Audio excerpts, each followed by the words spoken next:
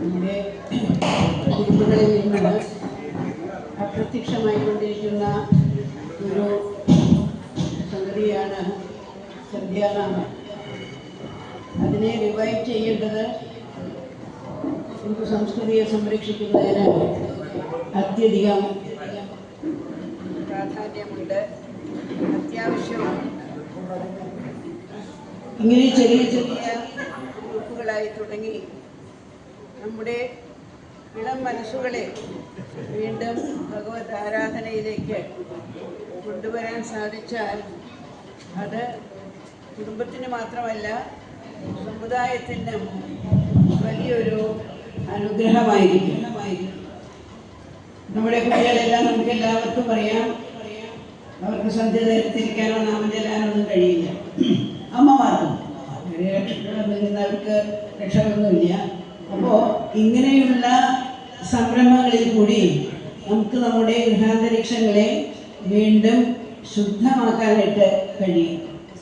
ഗൃഹം ശുദ്ധമായാൽ പിന്നെ അവിടെ ഉള്ളവരുടെ മനസ്സും ശുദ്ധമാകും.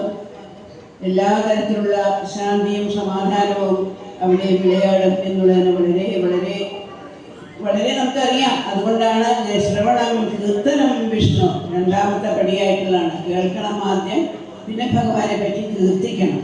അപ്പോൾ അതിന് ഇവർ തുടങ്ങിയിരിക്കുന്ന സംരംഭത്തെ വളരെ അധികം സന്തോഷത്തോടുകൂടി തന്നെ ഇവരെ അഭിനന്ദിക്കുന്നു.